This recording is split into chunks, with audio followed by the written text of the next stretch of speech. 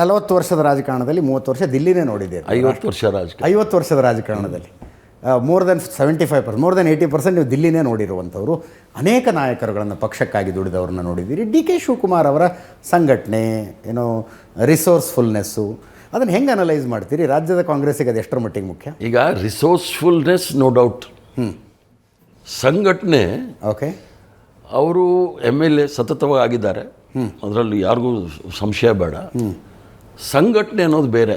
Okay, ಈಗ ಸಲೀಂ ಅಹಮದ್ ಅವರು NSCI ಅಧ್ಯಕ್ಷರು, ಆಲ್ ಇಂಡಿಯಾದಲ್ಲಿ NSCI ಅಧ್ಯಕ್ಷರು. ಸಂಘಟನೆದು ಹಲವಾರು ಸಂಘಟನೆಗಳಲ್ಲಿ ಕೆಲಸ ಮಾಡಿರ್ತಾರೆ. ಶಿವಕುಮಾರ್ ಅವರು, ನಾನು ಅಖಿಲ ಭಾರತ ಯುವ ಕಾಂಗ್ರೆಸ್ಸಿನ ಉಪಾಧ್ಯಕ್ಷನಾಗಿದ್ದಾಗ ಇದೇ ಆಂಜನೇಯ ಮತ್ತು ನಂಜಯ್ಯನ ಮಠರವರು ಅವರಿಗೆ ಬೆಂಗಳೂರು ಗ್ರಾಮಾಂತರ ಪ್ರದೇಶದ ಅಧ್ಯಕ್ಷನಾಗಿ ಮಾಡಿದರು.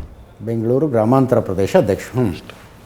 ಅದಾದ ನಂತರ ಪದಾಧಿಕಾರಿಯಾಗಿದ್ದರೆ ವಿನಃ ಜವಾಬ್ದಾರಿ ಎಲ್ಲೂ ಸಹ ಸಿಕ್ಕಿರಲಿಲ್ಲ. ಪಕ್ಷದ ಜವಾಬ್ದಾರಿ ಸಿಕ್ಕಿದ್ದು 2020ರಲ್ಲಿ ಅಧ್ಯಕ್ಷ ಸ್ಥಾನ ಸಿಕ್ತು.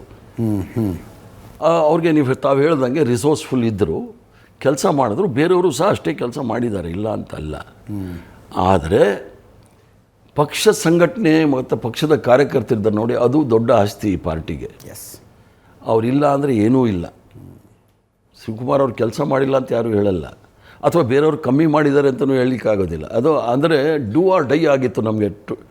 2023 ಈ ಸ್ಥಿತಿಗೆ ತಂದು ಬಿಟ್ಬಿಟ್ಟಿದ್ದರು. ಡೂ ಆರ್ ಡೈ, ಏನಾದರೂ ಮಾಡಿ ಕಾಂಗ್ರೆಸ್ ಗೆಲ್ಲಿಸ್ಬೇಕಾಯ ಅಂತ ಎಲ್ಲರೂ ಕೆಲಸ ಮಾಡಿದ್ದಾರೆ. ಅವ್ರಿಗೂ ಸಹ ನಾವು ಗೌರವಯುತವಾಗಿ ನಡ್ಸ್ಕೋಬೇಕು ತಾನೆ.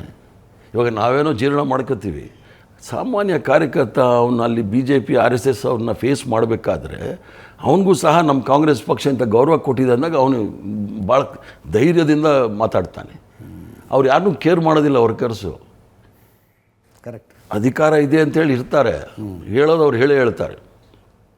ಸೊ ಅದರಿಂದ ಮೊಟ್ಟ ಮೊದಲನೇ ಕೆಲಸ ಆಗಬೇಕಾಗಿರ್ತಕ್ಕಂಥದ್ದು 2.5 ವರ್ಷದಲ್ಲಿ, 5 ವರ್ಷ 2018ರಿಂದ 23ವರೆಗೂ ಯಾವ ಕಾಂಗ್ರೆಸ್ ಕಾರ್ಯಕರ್ತ ಎಲ್ಲ ಹಂತದಲ್ಲೂ ಕೆಲಸ ಮಾಡಿದ್ರು ನೋಡಿ, ಅವರಿಗೆ ನೀವು ಅಗ್ರಿಮೆಂಟ್ ಏನು ಮಾಡಿದ್ರಿ ಅದನ್ನು ಅನುಷ್ಠಾನಕ್ಕೆ ತನ್ನಿ ಅಂತ ನಾನು ಹೇಳ್ತಾ ಇದ್ದೀನಿ. So agreement was with Congress ಕಾರ್ಯಕರ್ತರು. They are the general power of attorney ಅವ್ರ ಕೈಯಲ್ಲಿರೋದು. ಕಾರ್ಯಕರ್ತರ ಕೈಯಲ್ಲಿ ಕಂಪ್ಲೀಟು GPA ಇರೋದು. ಅವ್ರನ್ನ ನೀವು ಅಗ್ರಿಮೆಂಟ್ನ ಫುಲ್ಫಿಲ್ ಮಾಡಿ ನೀವು ಮುಖ್ಯಮಂತ್ರಿನೂ ಆಗ್ತೀರಾ, ಪ್ರಧಾನಮಂತ್ರಿನೂ ಆಗ್ತೀರಾ. ಕಾರ್ಯಕರ್ತರ ಅಗ್ರಿಮೆಂಟ್ ನೀವೇನಾದರೂ ಬೀಳಿಸಿದ್ರೆ ಅವರೇ ಕೆಡಬಿಡ್ತಾರೆ.